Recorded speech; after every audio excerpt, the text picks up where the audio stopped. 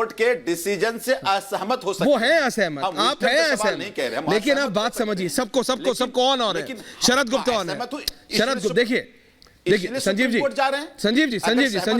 BJP अभी चुटकी ले रही है। देखिए अभी शहजाद की हंसी अगर यहां तक थी तो आजकल यहां तक है, बातें खिल गई। क्यों?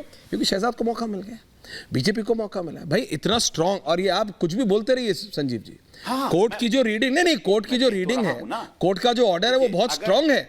संजीव जी खुश होने की बात नहीं है, बीजेपी के लिए हो सकती है पॉलिटिकली स्पीकिंग।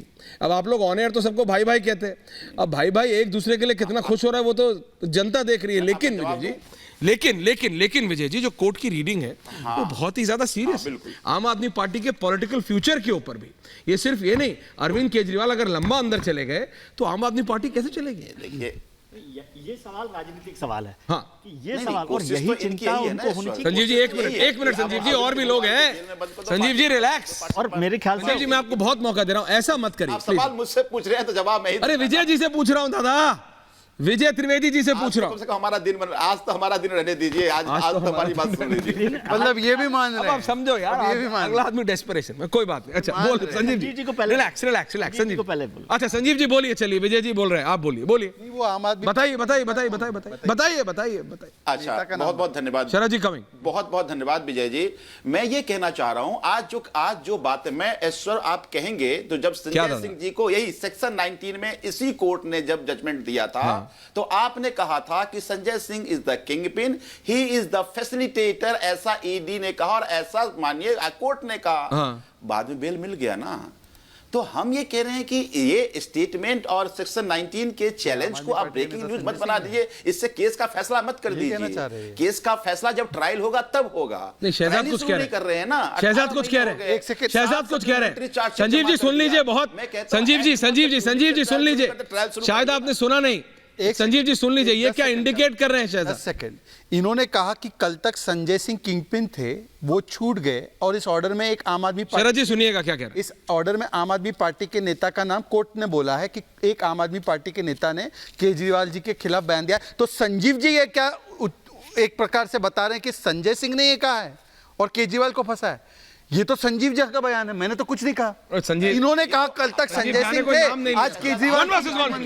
मतलब क्या है इसका स्पष्टीकरण? जो कहा वो जनता समझ गई। नहीं समझाइए, आप समझाइए। जो हमने क्या कहा वो जनता समझ गई, ऐश्वर्य समझ गए होंगे। नहीं ऐश्वर्य नहीं समझे। मतलब निकालना आप निकालते रहो, मतलब आप दोनों भाइयों के बीच में मतलब निकालने से वो मतलब नहीं है जो आप कहना चाहते हैं। नहीं क्या है मतलब, बताइए जरा। नहीं मैं एक सेकंड केजरीवाल पे आ गया है। अच्छा प्लीज रिलैक्स। अच्छा बोलिए। अरे भाई आप दोनों नेता बोलिए, विजय जी एंड शरद जी को भी रहने दीजिए। संजीव जी एक मिनट, विजय जी वैसे पॉलिटिकल फ्यूचर के बारे में आपको पता है ये बात पॉलिटिकली? अब ये भी आप ही, अरे मैं आपको फैक्ट बता रहा हूं। अब ये बीजेपी के नेता तय करेंगे कि संजीव जी अरविंद केजरीवाल के साथ रहे। संजय अच्छा रिलैक्स, प्लीज रिलैक्स। अब यार ऐसा मत करो, मतलब अब भिगो के मत करो। हाँ रिलैक्स। वैसे वो अगला परेशान है। विजय जी, आम आदमी पार्टी का पॉलिटिकल फ्यूचर। जी ऐश्वर्या, एक तो ये बात है कि संजीव जी जो कह रहे हैं कि उनको हाईकोर्ट के फैसले पे असहमति है, वो भी उनका अधिकार है सर। उस अधिकार को यूज करते हुए सुप्रीम कोर्ट जाएंगे, इसमें भी कोई आपत्ति नहीं होनी चाहिए। सुप्रीम कोर्ट का भी उनके पास अधिकार है।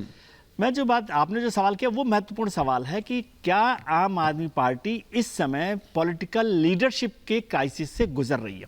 इसको इसलिए देखिए कि अगर ये क्राइसिस नहीं होता तो केजरीवाल साहब जेल में भी रहते तो भी नेता तो बने ही रहते ना। उनको जेल में रहने से उनका नेता होना नहीं पड़ता ना।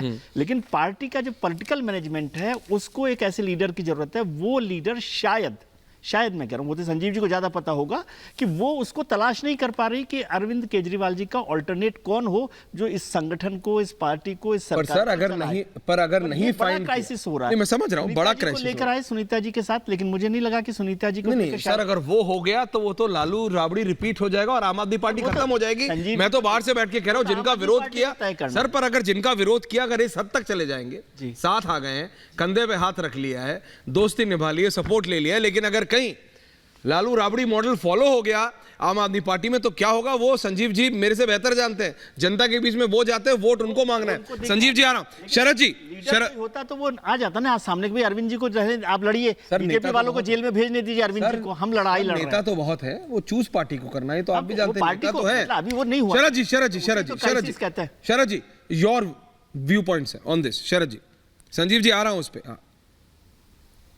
शरद गुप्ता जी। देखिए, सबसे पहली चीज तो ये है कि आम आदमी पार्टी का जन्म इंडिया अगेंस्ट करप्शन मूवमेंट से हुआ। बिल्कुल हुआ सर। पार्टी भ्रष्टाचार के खिलाफ बनी, सिस्टम चेंज करने के लिए, व्यवस्था परिवर्तन के नारा लेके, लेकिन पार्टी सिर्फ सत्ता परिवर्तन करके रहे, जैसा अधिकतर इस तरह के मूवमेंट्स में होता है। और उसके बाद जितनी परिस्थिति जन्य चीजें सत्ता के साथ आती हैं, तो लग रहा है कि पार्टी में भी आ गई है कि जिनके खिलाफ उन्होंने इतने नारे लगाए थे, इतने धरने दिए थे, इतने प्रदर्शन किए थे, सब उन्हीं के साथ हाथ मिला रहे हैं। लेकिन हमें यह भी नहीं भूलना चाहिए कि सुप्रीम कोर्ट ने ईडी को लेकर किस तरीके की टिप्पणियां की। सुप्रीम कोर्ट ने कुछ ही दिन पहले झारखंड के एक मामले में कहा कि अगर इस तरीके से ईडी काम करेगा तो ईडी की विश्वसनीयता पर भी सब प्रश्न चिन्ह खड़े हो जाएंगे। जिस तरह से सीबीआई को एक बार सुप्रीम कोर्ट ने तोता कहा था, पिंजरे में बंद तोता, मुझे याद है सर। तो मुझे लगता है कि ईडी जिस तरह से काम कर रहा है, बिल्कुल विजय, तो कहीं ना कहीं इस बात का भी खतरा है कि उस पर भी इसी तरीके के प्रश्न खड़े हो रहे हैं। मैं ये नहीं कह रहा हूं कि अरविंद केजरीवाल साफ सुथरे हैं। अरविंद केजरीवाल के खिलाफ आज हाईकोर्ट ने जो टिप्पणियां की हैं वो गलत है, मैं बिल्कुल नहीं कह रहा।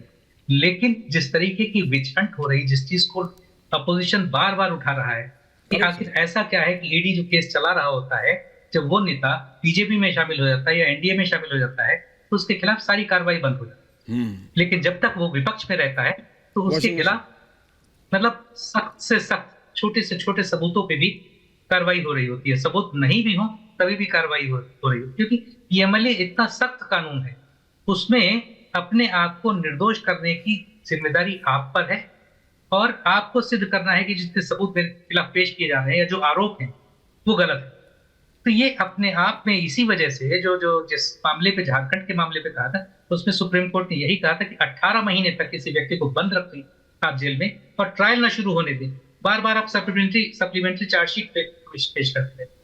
तो मुझे लग रहा है कि अगर ट्रायल शुरू होता है तो उसके बाद एक फेयर जो डिसीजन हो सकता है वो हो सकता है। लेकिन अभी जिस तरीके की बात हो रही है वो सिर्फ गिरफ्तारी को चैलेंज करने को लेके हो रही, बेल को लेके हो रही, तो उसमें मेरिट पे कोई बात नहीं हो रही है। ओके शहजाद, देखिए, इन्होंने एक महत्वपूर्ण बात कही और सुप्रीम कोर्ट के उस फैसले के बाद कुछ गाइडलाइंस एक तैयार की गई, उसको कहते हैं पंकज बंसल केस। और मैं उसके विषय में भी कोर्ट ने क्या बोला है बताना चाहता हूँ।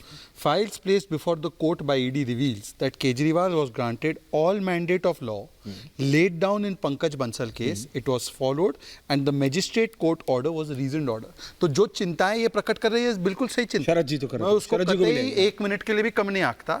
शरद जी की सारी चिंताओं पर एक छोटे कोर्ट ने नहीं, हाई कोर्ट ने, कॉन्स्टिट्यूशनल कोर्ट ने अपने विचार को रखा है विवेक से, उसके बाद इनको आज रिलीफ डिनाई किया। और दूसरी बात, मैं आज दोनों वरिष्ठ पत्रकारों से मैं एक सवाल पूछना चाहता हूं। अरविंद केजरीवाल जी ने एक पैमाना सेट किया कि आरोप लगने पर इस्तीफा दो, जिस पर मदन लाल खुराना जी ने बहुत पहले काम किया। पैमाना तो टूट गया, लाल कृष्ण आडवाणी जी ने किया। आज मैं कह रहा हूं, पार्टी कौन चलाता है उससे मुझे कोई मतलब नहीं। दिल्ली की सरकार जिसका कानूनी और कॉन्स्टिट्यूशनल मैंडेट जो है और जैसे उसके चलने की प्रक्रिया है, रिटर्न ऑर्डर होते हैं, साइंड ऑर्डर होते हैं, वो क्या आज तिहाड़ से चल सकती है इस प्रकार से? आज मैं केवल नैतिकता के पटल पर पूछना चाहता हूं मेरे दोनों वरिष्ठ महानुभावों से कि क्या जो भी कारण हो, आप कह रहे हैं हमारे साथ विद्वेष हो रहा है, ठीक है, आप सुप्रीम कोर्ट में रिलीफ लेकर आओ, पर तब तक क्या दिल्ली वासियों को क्या इस प्रकार की सरकार मिलनी चाहिए? ये सवाल तो सबसे महत्वपूर्ण